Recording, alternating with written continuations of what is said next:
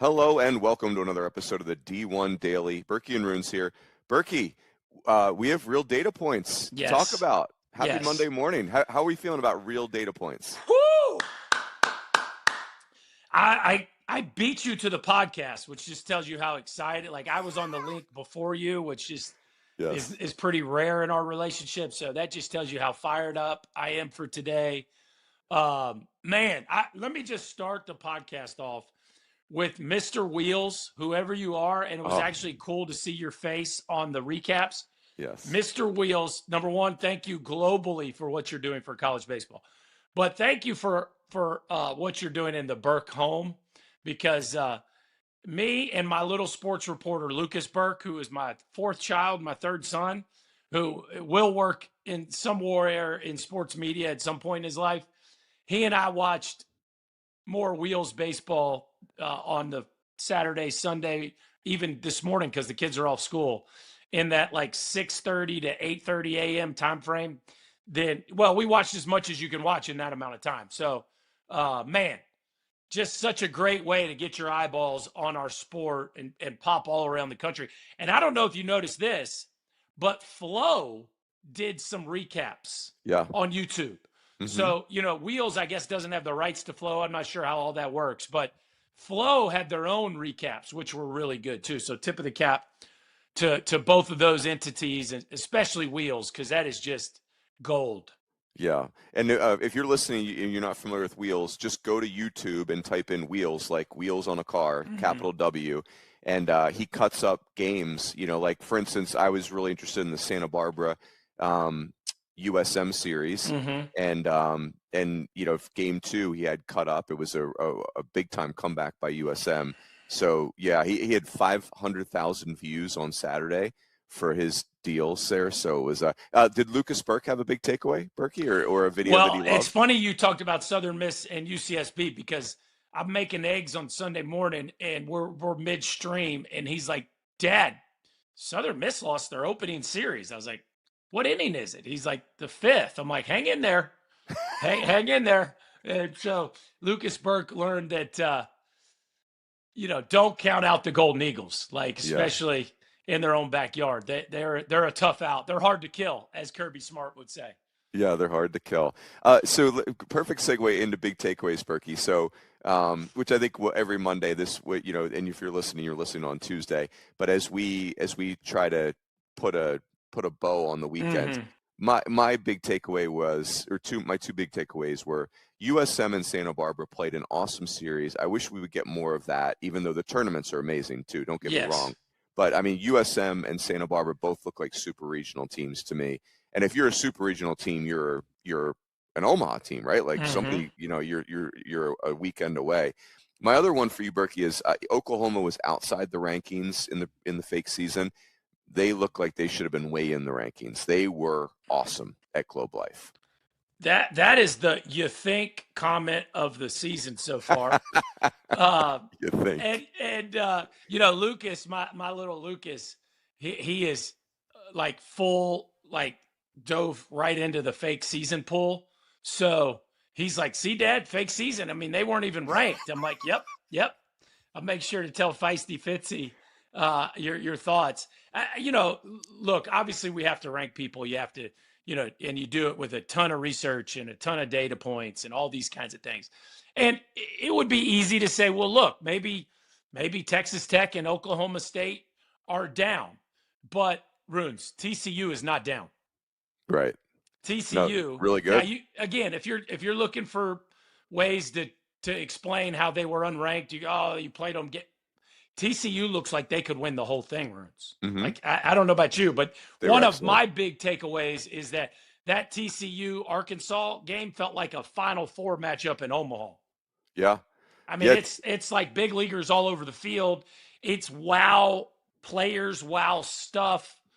The place is packed and they're calling the hogs, and like the whole thing. It felt like we were at the Chuck watching a game in June. So, again, could we say 5 different reasons why TCU maybe didn't quite answer the bell on Sunday? But all you can say is Oklahoma 100% looked the part. And just like you don't want to overreact and say all the fake rankings are way off base. I'm not saying that. But you also, and you don't want to overreact and say, well, Oklahoma should be number one. I'm not saying that either. But man, did they look good. And like that weekend rotation. Yeah. I mean, that's, I just think Skip Johnson and Reggie Willits are here to stay. Like, I think that combination is going to win a lot of baseball games. Yeah. It's, ever since they go to the finals in 2022, they've not slowed down. It's like that was, and I think sometimes a big run like that, it can go either way, but they've just created momentum since then, just really, really awesome. So, hey, Burkie, outside of Oklahoma at Globe Life, any other big takeaways for you this weekend? Yeah, I know you're the same way. Like some of the things we do leading into the season, you lose track of who you said what to, but like it was a little unnervy in Starkville and Gainesville over the weekend early. Yep. I just, again, I'm watching Wheels. I'm reading the recaps. I'm getting a vibe on the feel and the look of teams. Mississippi State didn't look like a top 5 team. Roons, again, they swept the weekend. You'll have to tell me where Hofstra was in the did you do the A10? Are they A10? What is Hofstra A10? CAA, I believe. Okay. Yeah. You'll have to tell me where they fit in the preview there, but like it just didn't feel the dominance that you would expect from a top 5 SEC team playing a Northeast road opponent. Would you agree with that? Well, you got a take on that? Yeah, it felt very new and unsettled. Yeah, it didn't feel like it. I would agree with you. Like it didn't feel like a plug and play top 5 team. Yes, and again, before everybody crushes me, I'm not saying it doesn't get there, but my hesitation for them to be that high from the beginning is there's so many new things trying to fit together there. It just felt too high, and I would say the results on the field would agree with that. Now they're 3-0, and we can't take those wins away from them, but it just didn't feel as dominant as some other teams. Louisville was playing without Zion Rose. We'll probably get to them in the low oxygen piece, but that was a surprise, but maybe as much that Michigan State looked really good. And then lastly, like Florida, now they rebounded and emphatically swept a doubleheader, but there's 2 things. How would they look? And then where is Liam Peterson relative to the hype? And day one wasn't great for the Gators. So good for them for rebounding and being dominant in the next 2. But that one felt a little unnervy for me. Were a few of my big takeaways. Yeah, I think I'll segue us to low oxygen because the rest of my takeaways are more around the low oxygen zone. If we take some quick oxygen readings, yes, I would say on the Liam Peterson thing, Burkie, on the D1 thread this weekend, like that topic came up where it's like, if you're Florida, Liam Peterson he's still a bigger prospect than he is a college Friday night guy. Like he's still. Like, and that's not uncommon, right? Like where you're a big prospect and you're trying to close the gap between your prospect status and what you're actually putting on paper. And that said, this is year 3 for him. Yeah. In the rotation. This isn't like, he had a monster summer and he's a draft eligible sophomore. This is year 3 pitching on the weekend for the Gators. So yeah, I just throw that in there. Yeah. We've got some, and again, last year he had an awesome season, just a bad postseason. Yeah. The year before he got off to a really rocky start and then rebounded great, and then a bad postseason. So we've seen plenty of data points that say he can be a real dude on the weekend, but it's just you never are like, I'm 100% in the Liam Peterson, he's going to win the game for us camp. Yeah. It's interesting because scouts are like, they've not backed off him. It reminds me of recruiting when you go to like the area code games and you've got a local player that you really like. And not that you wish ill on a kid, but you're like, man, I hope you go 0 for 10 with 13 strikeouts. Like, I hope you stink the joint up because, I don't want the nation to know you're a great player. Like we've been doing our homework and I'm getting that vibe from scouts. They're like, I hope Liam Peterson gives up 10 a night for And somebody can season. take him like 14th in the draft or something. Yeah.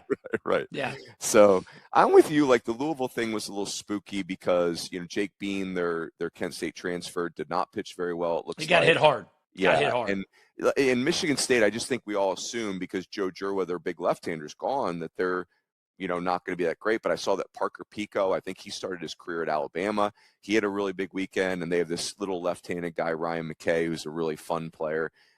So yeah, like the Louisville thing is, are we too high on Louisville? You mentioned Zion Rose, or is Michigan State just better than we think? Out here on the West Coast, Burkie, Arizona had a really tough weekend, and I'm just really concerned that the injuries are, some of their young bullpen arms really struggled, like they got sped up. And it's funny when you play Oregon State and surprise Arizona, it's a road game because like all of Beaver Nation comes down to get out of the cold. So Arizona, they came out of the rankings.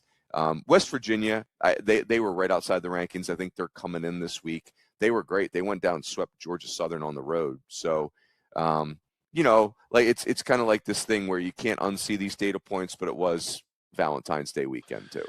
Yes. So we'll keep it light on the low oxygen meter this week, but I would just say micro and macro, I'm kind of looking at you, Big 12. The fact that Texas Tech went 0-3, Roons, now they were competitive yesterday, so give them credit for that. But the fact that Texas Tech went 0-3, Arizona went 0-3, and Oklahoma State, and give them credit. I think they run-ruled Vanderbilt yesterday, didn't they? Yeah. So give them credit for winning game 3. But, like, those are 3 of your top 5 premier programs. Is that fair as far as, like, name recognition? That's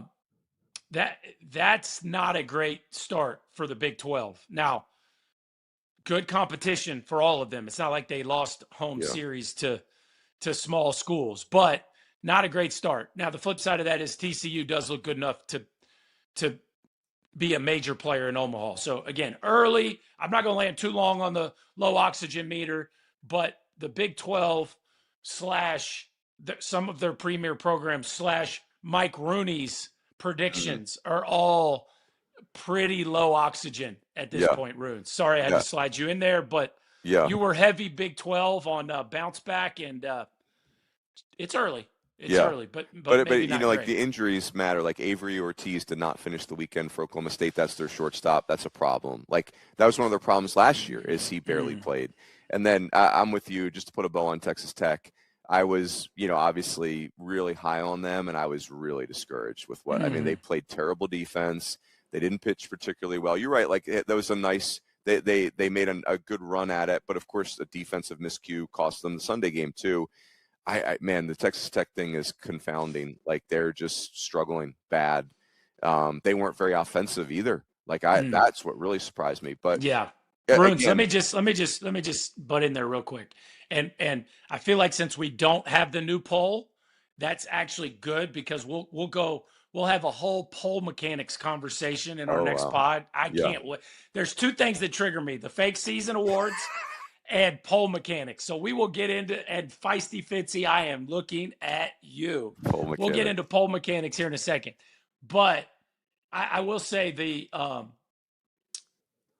the inability to play defense, like by Texas Tech, it combined with, obviously they're playing really good opponents, but it just is odd. Like the whole brand of ball that Texas Tech is playing relative to the brand of ball they played is, I'm a little confounded by all that.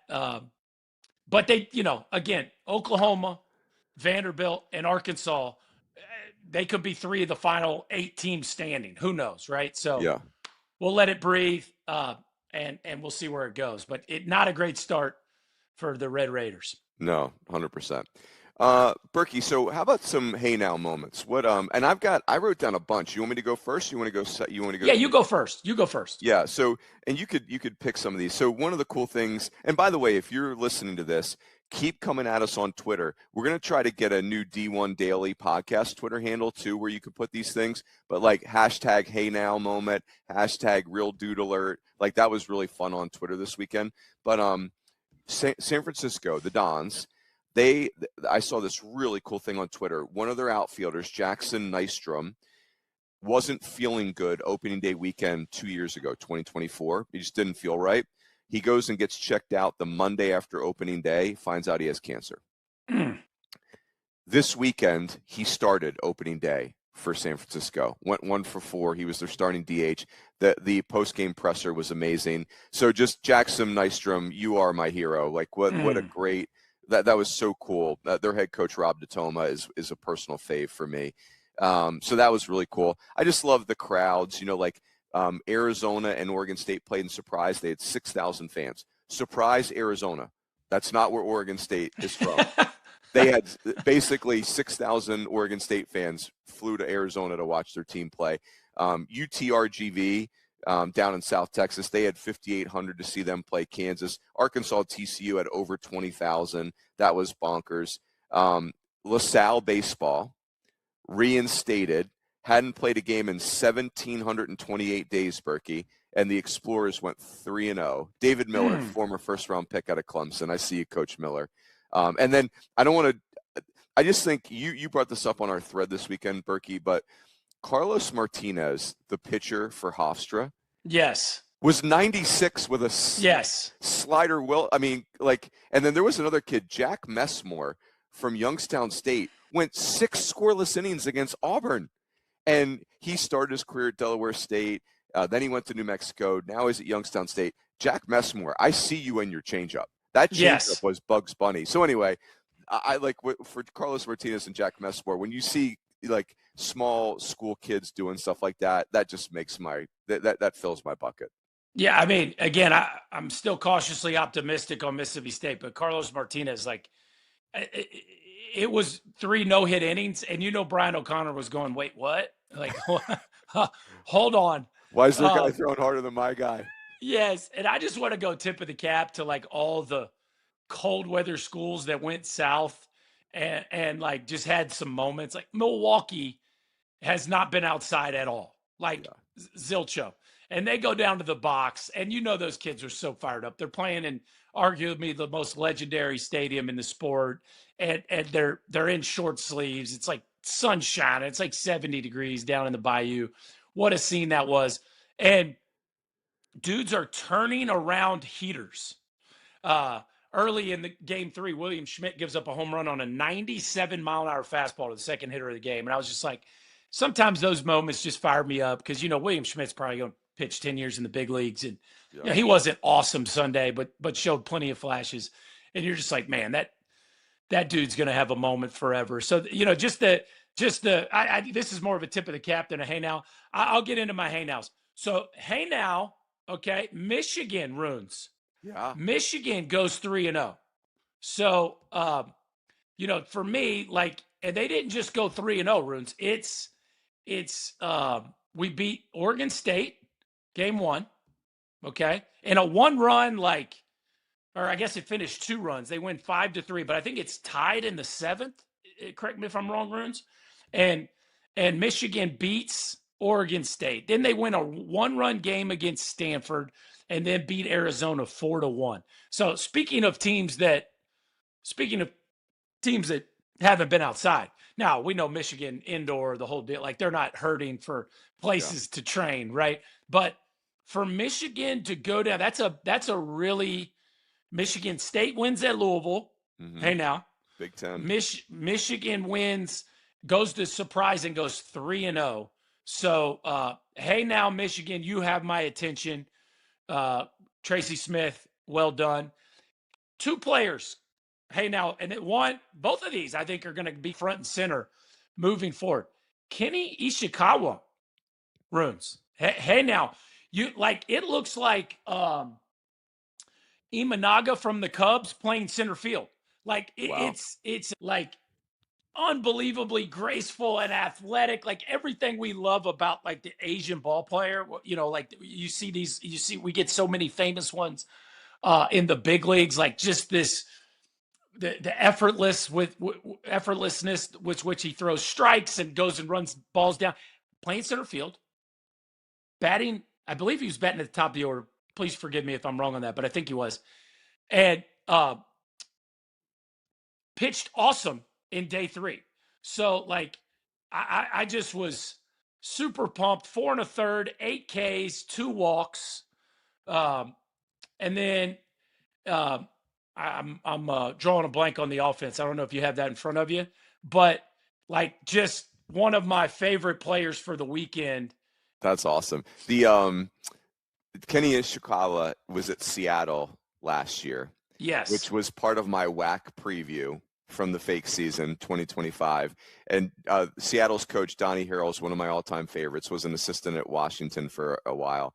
And I sheepishly, when I started hearing all the Ishikawa hype, went back to look at my Seattle preview from last year, Burkie, and I might as well as named him John Smith. Like, it was like, Donnie Harrell, I'm looking at you. Like, help a brother out here. Like, this, George is talking about, like, they've never coached a player like this.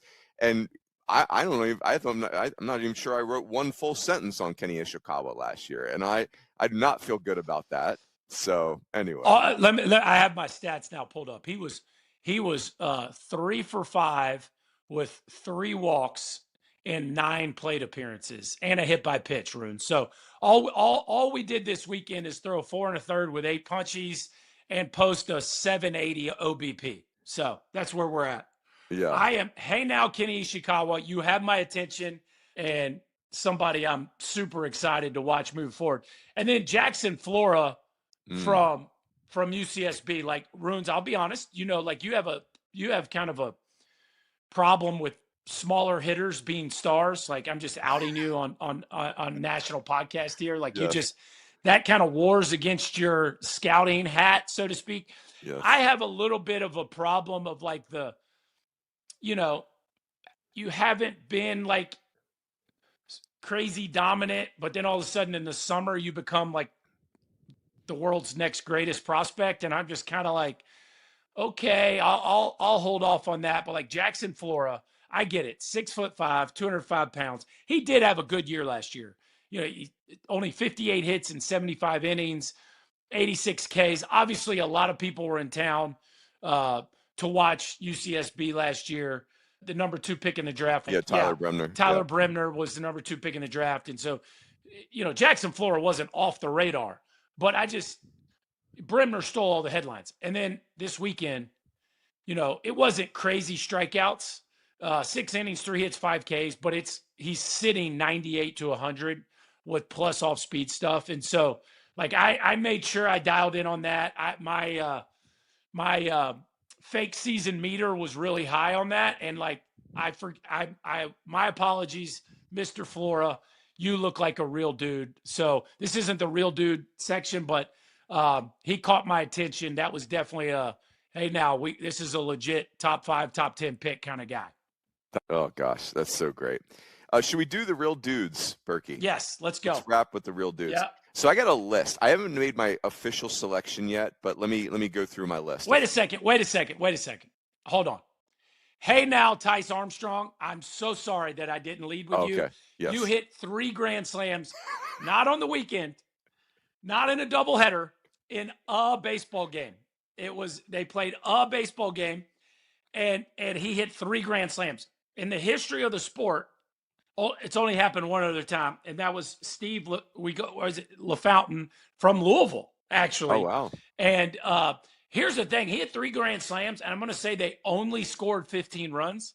Like, he did some serious heavy lifting there. He would have been, like, once you hit 3 grand slams in day 1 of the season, it's almost like a sure bet you're going to be the real dude of the week. Unfortunately, those were his only 3 hits. So he gets a hey now and not a real dude. But well done. Anytime you do something that has almost never happened in the history of sport, you have our attention. Well done. I'm sure this is happening, but we need to interview him like immediately. Like, I need to know all the thoughts and feels of a dude that's walking to the plate with 2 grand slams already in his back pocket. Yeah, we all need to know what that feels like. So, all right. So my real dudes, Burkie, Dee Kennedy of Kansas State. And if he wins the award, I'll tell his story in a little bit more detail in a moment. But everyone needs to go look up his stats from the weekend. Kansas State they should have been on my hey now list for the weekend. Kansas State mauled 3 teams. UConn, Iowa, and Penn State this weekend. They look great. But Dee Kennedy moved over to shortstop, and he had 3 home runs. He had 2 doubles. He scored 9 runs. He had 13 RBIs, and he had 4 steals. Again, they played Iowa, UConn, and Penn State. Those are all teams that are like, in the regional conversation each year. He went off. He played a good shortstop. I saw him make 1 error, but I saw him make plenty of plays. So Dee Kennedy, Damian Ruiz, Lamar transferred to Arkansas, got on base 11 consecutive times. You ever do that, Burkie? Even in like Legion ball? Well, Roons, yes? you brought it up. It depends. Does a sack fly end your streak, or does it count as a nothing burger?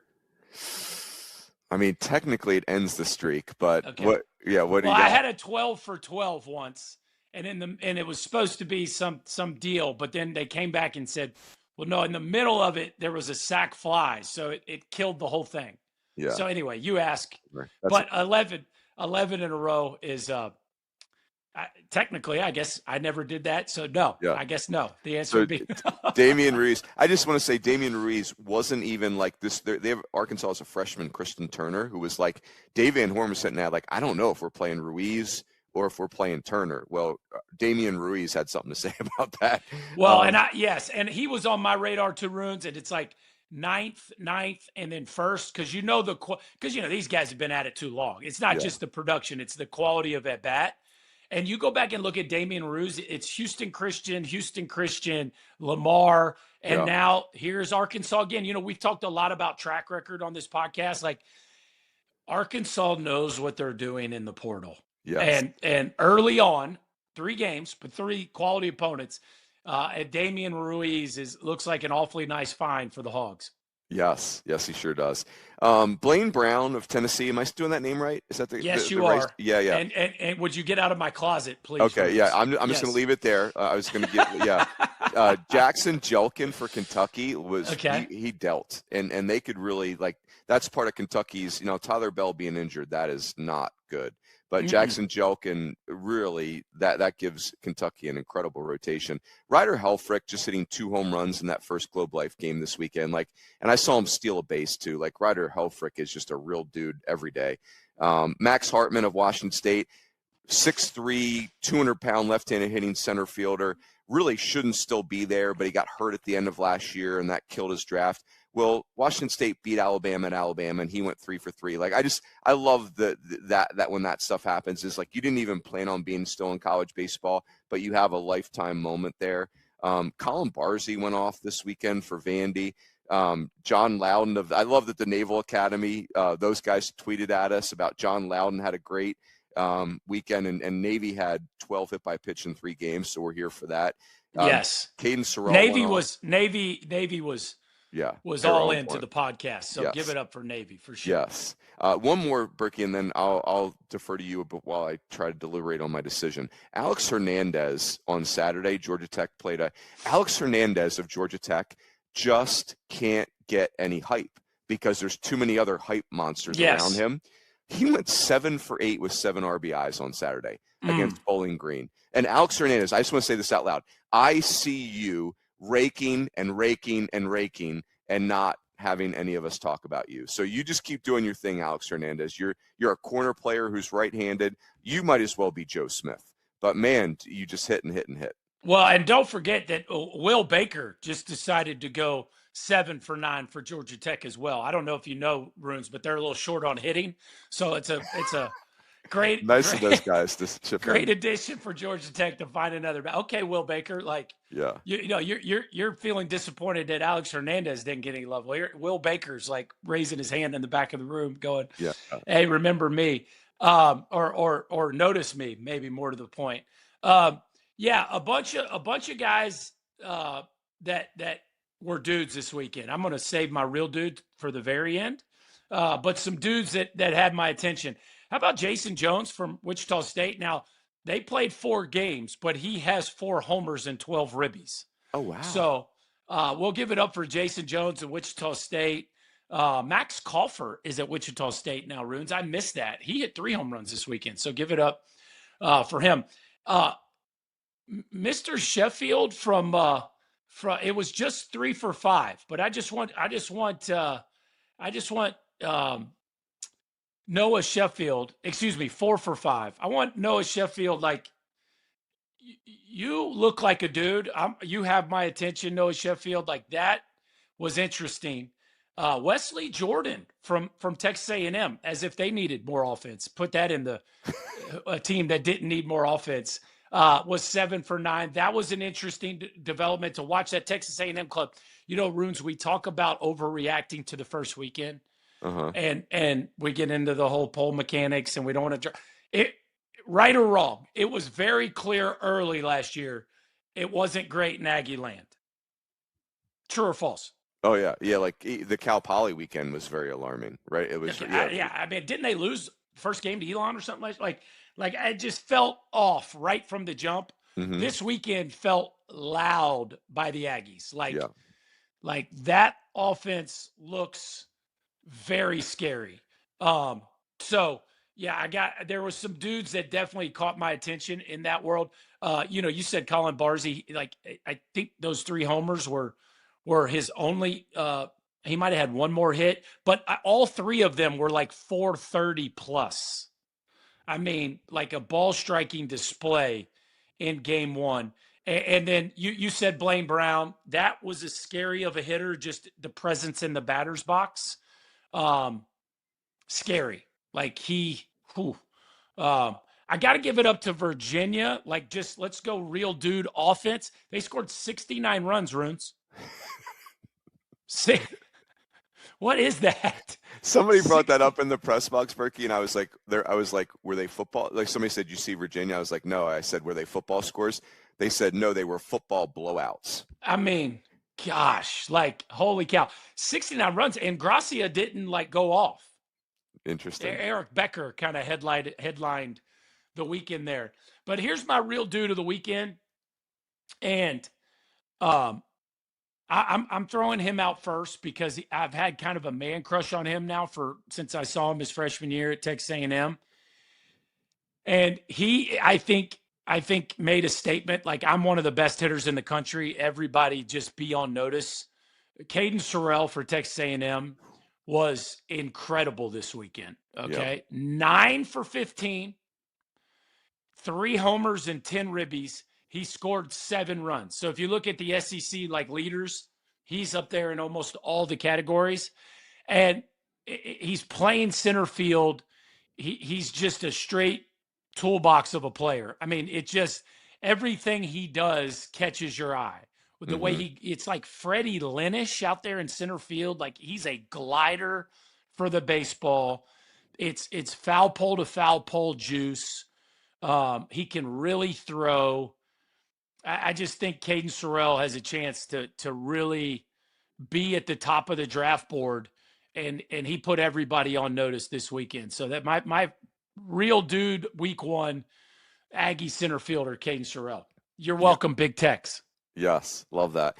I'm not giving it. I just want to put a bow on Dee Kennedy, Burkie. I just have a heart for players like Dee Kennedy, where he went to Texas, played a lot, but didn't play well as a freshman. And then there wasn't a spot for him. So he goes to Kansas State last year, and he has to kind of and I just think Pete Hughes in Kansas State is a great program for rehabilitating really talented players that are just trying to get confident again. The game beats you up sometimes. Yep. And last year he struck out 70 times, and he played third base, and you could see it, and then this year I heard he was going to shortstop, and I'm like, oh man, I don't know about that. And, and then I couldn't get over the 70 strikeouts. And I just, Dee Kennedy, you went off this weekend, and you're going to make some errors at shortstop, and you're going to strike out some. But I just loved seeing the confident, loving the game version of Dee Kennedy. Like, that was so heartwarming. And man, he's a really talented. The second I looked at him, Burkie, he jumps off the page. Like, he was my first game on Friday afternoon, and you're like, dang, who's that shortstop at Kansas State? It looked, remember they had Kalen Culpepper a couple years ago. It's like one of those types of presence, and you're like, holy crap, that's Dee Kennedy sliding over from third base. Roons, he hit 13 ribbies this weekend. Yeah, 9 runs scored, 5 extra base hits, 4 stolen bases. He went off, and the shortstop thing looked good. Like it was better than I thought. That's not my real dude of the week. Wait a second, that's not your real dude. No, okay. no. I'm gonna have to cap you on this because we're getting. I need to lock in here. Okay, that fantastic. What is that? I guess that's your runner-up. Fantastic runner-up pick. Yeah. Okay, where are we going? Cam Johnson of Oklahoma. Well done. Yeah. 6 innings, 11 Ks against Texas Tech, 3 walks. And I just, if I'm being fair, like Cam Johnson, we heard a lot of hype about him in the fall, his freshman fall at LSU, and then it just fell apart his freshman year. And then last year at Oklahoma, he's going to be in the rotation. And then, it just didn't last. He just couldn't commit, couldn't get out of jams and collect enough outs. Couldn't throw strikes. Yeah. And so this weekend he was awesome. And again, this whole offseason, Skip Johnson, I'm sure, felt like the boy who cried wolf, saying, hey, like we think Cam Johnson's made big strides. And we've just heard that story so many times. But good on you, Cam Johnson, because I'm sure that wears on you way more than any of us. But man, he was awesome this weekend. Yeah, and again, that whole Oklahoma pitching staff, like, watch out. The rest of the league is on notice.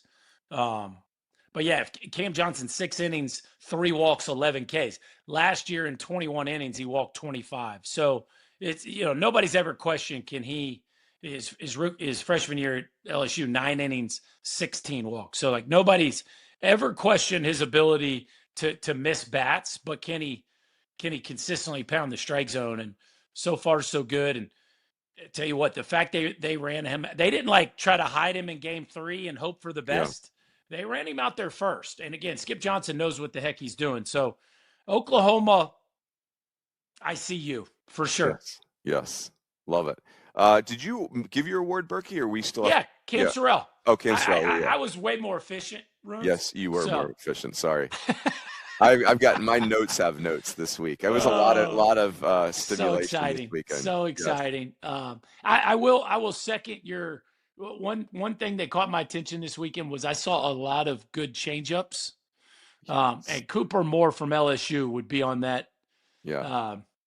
Would be on that list. Like, I just thought I saw, the split finger changeup pitch in the world that we live in now, which is so much north and south, the ability to throw the high fastball and then throw something that goes south to get people off of that. I saw a lot of those this weekend. And, Cooper Moore from LSU, 11 Ks in 6 innings. It was one of the better changeups I saw this weekend. So I'll throw that out there at the end. Yeah. If we're giving pitchers love, which I try not to do too much. But. Yeah, that's right. Speaking of, though, as we sign off, Carlos Martinez of Hofstra, Jack Messmore of Youngstown State.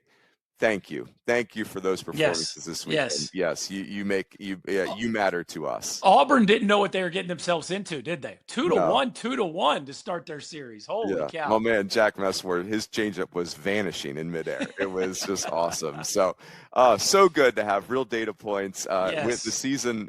Game on, people. That's it. We'll catch you later in the week, and everyone have a good one. We'll catch you next time on the D1 Daily Podcast.